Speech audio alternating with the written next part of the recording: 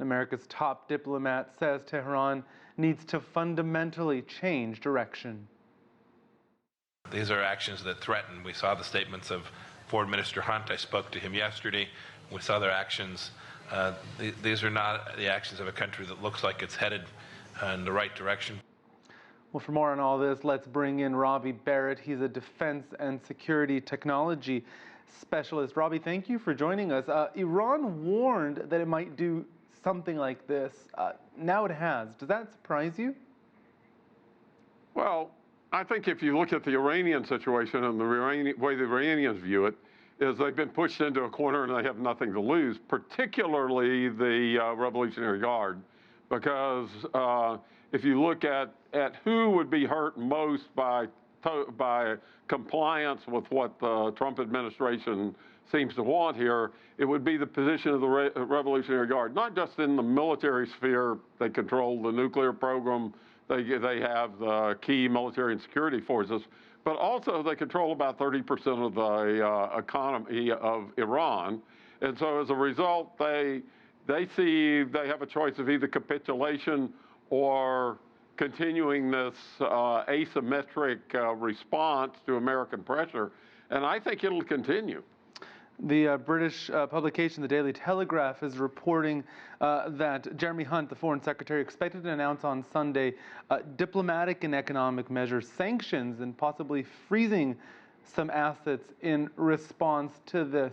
How likely that this diplomatic move will have any effect?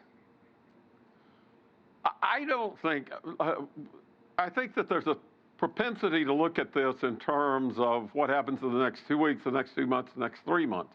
I said, overall, this is really not going to change the Iranian position, nor is it going to force a kind of a strategic change in the Iranian Iranian tactics or policies as laid out, at least for now. It's possible, and this is actually what I think key people in the Trump administration are betting on. It's possible that you could ignite something that would undermine the regime. Now, despite claims that they don't want regime change, they really do. I mean, Bolton has been saying that for decades.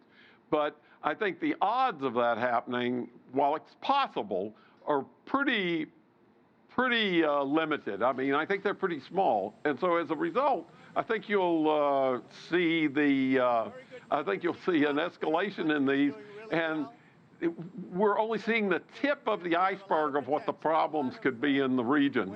And I don't think really deep down anyone wants to see a war, not the U.S., not the Arabs, not the Iranians. But we may be set on a course where we end up in a situation like the 80s with the tanker war, and it will be much more difficult, much more problematic in these days because of the vulnerabilities of the Gulf Arabs and other allies in the region. And what about the timing of all this? We know Theresa May is going to be succeeded as Prime Minister by either Jeremy Hunt, the current Foreign Secretary, or Boris Johnson. Does it matter in terms of dealing with the Iranians which one follows her? I think that if you look at the current situation and you analyze where the Iranians are and what the power structure is in Iran today, I really think they feel like with the new sanctions, with the abrogation of the nuclear agreement, I think they feel like they've got nothing to lose. That said, I mean, the nuclear agreement had its problems. And the Iranians were doing many other things that were, if not in violation of the letter, in violation of the spirit of this new rapprochement that the nuclear agreement represented. But I think that the Iranians now are looking at it and just saying, what do we have to lose, particularly the Revolutionary Guard? And so I don't really see somebody is going to have to back down, or you're going to see this continued escalation. All right, Roby Barrett from the Middle East Institute, thank you for your insight.